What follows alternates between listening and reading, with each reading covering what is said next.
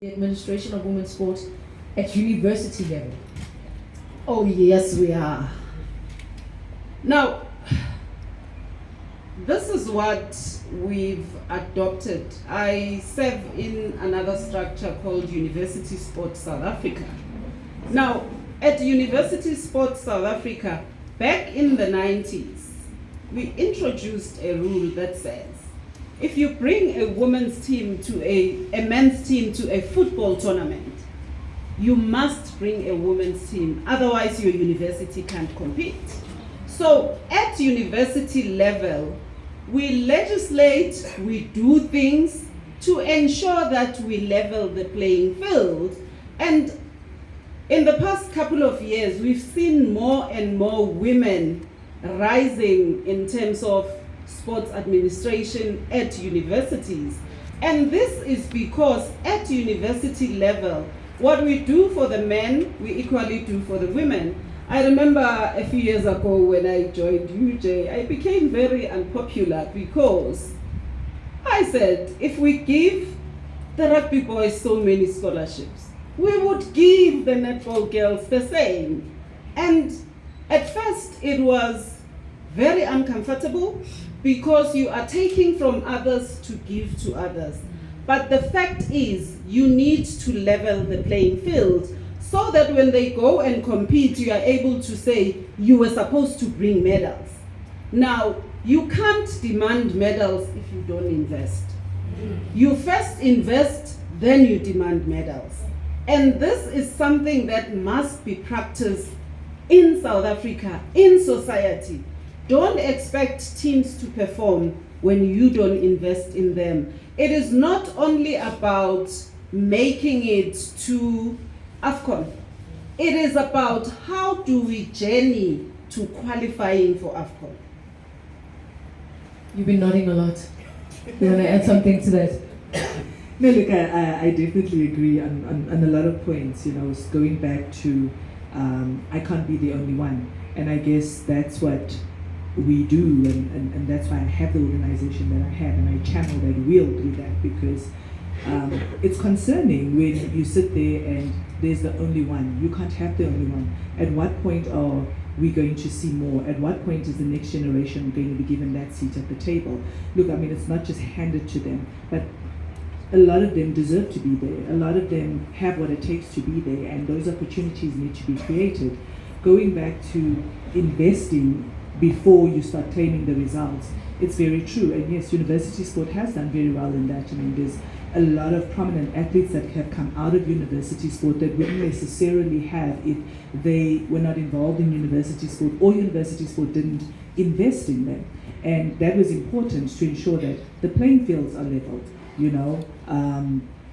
Yes, we all want to win rugby matches, but we also want to win netball matches. We want our 7s and 15s girls rugby teams to also win matches and trophies and fill that trophy cabinet. But if we don't invest in them, then how are we expected to achieve that?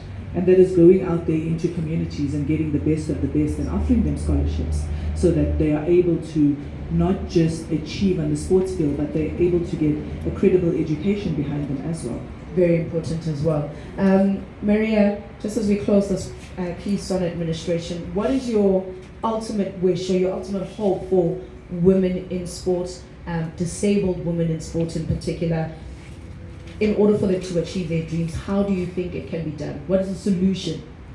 Well, firstly, I have to say that I think transformation was taken on in the wrong way in the country on so many levels. Because if you do it as a tick box exercise, it will only breed animosity. But if you do it because you really want to bring about change and you really want to transform the way things work, then everybody wins. If you do it from a place where if I'm empowered and I now empower you, we all win.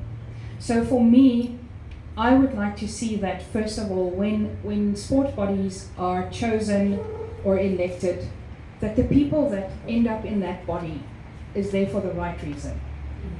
Why are you there? Are you there because you want to have the nice hotel room and the expensive whiskey to wash your hands in? Or are you there because you want to be of service? Because if you are an administrator and you are on a board, you're not there for you. You are there in service of the athletes. You are there in service of the sporting code. So first of all, when we have people that put themselves forward for election, make sure that it's the right person for the right reason. Secondly, make sure that your governance is in place and it's transparent. So if I get a sponsorship for my sporting code from company A, can I account where did that sponsorship go? And did it actually make it all the way to the correct athletes, to the facilities, to the equipment that those people need, instead of maybe being sidelined for a traveling here or a traveling there for a person that's in an administrative position. Yes, sometimes it's needed, but sometimes it's more needed at the level of the athlete. And then also, I think it would be great if we can create more opportunities, especially within disability sport, for athletes to compete not only locally but internationally. Because if you have that greater experience of an international competition, it completely changes the way that you look at yourself as an athlete, because you might be a very big fish in this little pond here, but the moment you step outside and you get to see the actual other competition, you realize how much work you still need to be doing. You need to be humble and you need to know where to focus. So to have that, I call it being competition fit, you must have that for athletes. And then lastly for me is to make especially a woman with disabilities realize that sport is a great vehicle, not only for self-improvement, but also to study, to travel. If you give your 100%, I guarantee there are people that will come to the table and give their 100% to get you to get where you want to go. If you don't just expect, but you are willing to put in the work, there are people that will help you get to travel internationally and compete. And then for me personally, what I absolutely love about sport and disability sport is you get to meet so many other different people that face maybe different challenges, but in more or less the same way that you do. So that perception that we're here on the southern end of Africa and nobody really knows what we're going through, that kind of dissipates, because when you meet other people with disabilities competing, you realize that there's a lot of the same challenges behind it, and it's nice to be able to then say, okay, well, this is the way we can mitigate it, and this is the way that we can work together, and building that networking function. Solutions on the table. I hope people are writing some notes. Hopefully our federations will write them too, so that we can get women's sport onto the next level.